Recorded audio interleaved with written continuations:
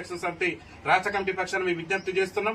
ఎందుకంటే వికలాంగురాలు అయ్యుండి ఇప్పటి వరకు కూడా ప్రభుత్వం నుంచి కేవలం పింఛన్ తప్పితే ఎలాంటి సహకారం అందక మరి ఆ వికలాంగురాలు ఇబ్బంది పడుతుంది. కాబట్టి దయచేసి ఈ పాప వేదనను, ఈ పాప బాధను చూసి గౌరవ మంత్రి గారు, జిల్లా కలెక్టర్ గారు, అదేవిధంగా జిల్లా వికలాంగుల సంక్షేమ శాఖ అధికారి గారు వెంటనే స్పందించి ఈ పాపకి బండి మంజూరు చేయాలని చెప్పేసి మేము విజ్ఞప్తి చేస్తున్నాం. దాంతోపాటు తెలంగాణ రాష్ట్రంలో వికలాంగులు అనేక సమస్యలతో మా వికలాంగులు అల్లాడిపోతున్నారు. గౌరవ రాష్ట్ర ముఖ్యమంత్రి రేవంత్ రెడ్డి గారు ఇస్తున్నటువంటి 6,000 రూపాయల పింఛన్ ను తక్షణమే 6,000 రూపాయలు ఇవ్వాలి. అదేవిధంగా ఆర్టీసీలో కూడా మా వికలాంగులు బస్సు ఎక్కాలని అంటేనే భయపడే పరిస్థితి వచ్చింది.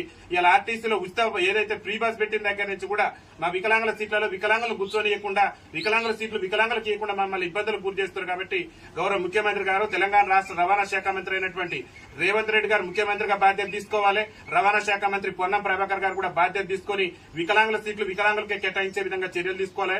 దాంతో పాటు రాష్ట్రంలో వికలాంగుల బ్యాక్లాగ్ ఉద్యోగాలు లేక వికలాంగులు ఇబ్బందులు ఎదుర్కొంటున్నాం. కాబట్టి వికలాంగుల బ్యాక్లాగ్ ఉద్యోగాలు భర్తీ చేయాలి. మొన్న తమిళనాడు పీసీసీ అధ్యక్షుడు లేఖ రాసిండు, తెలంగాణ పంచాయతీ మున్సిపల్ ఎన్నికల్లో ఖచ్చితంగా మన కాంగ్రెస్ పార్టీ వికలాంగులకు రిజర్వేషన్ ఇవ్వాలని చెప్పేసి మరి తమిళనాడు పీసీసీ అధ్యక్షుడే రాష్ట్ర ముఖ్యమంత్రి రేవంత్ రెడ్డి గారికి లేఖ రాశారు. కాబట్టి ఆ లేఖ మీద రాష్ట్ర ముఖ్యమంత్రి గారు, రాష్ట్ర పంచాయతీరాజ్ శాఖ మంత్రి గారు వెంటనే స్పందించి రాబోయేటటువంటి పంచాయతీ ఎన్నికల్లో వికలాంగులకు రాజకీయ రిజర్వేషన్ కల్పించే విధంగా చర్యలు తీసుకోవాలని చెప్పేసి మేము భారత వికలాంగుల కుల పరిరక్షణ సమితి రాష్ట్ర కమిటీ పక్షాన్ని విజ్ఞప్తి చేస్తున్నాం. మా సమస్యలు కనుక పరిష్కరించకుంటే రాష్ట్ర ప్రభుత్వం మీద పెద్ద ఎత్తున మా వికలాంగుల ఉద్యమానికి సిద్దమవుతామని చెప్పేసి ఈ సందర్భంగా తెలియజేస్తున్నాం.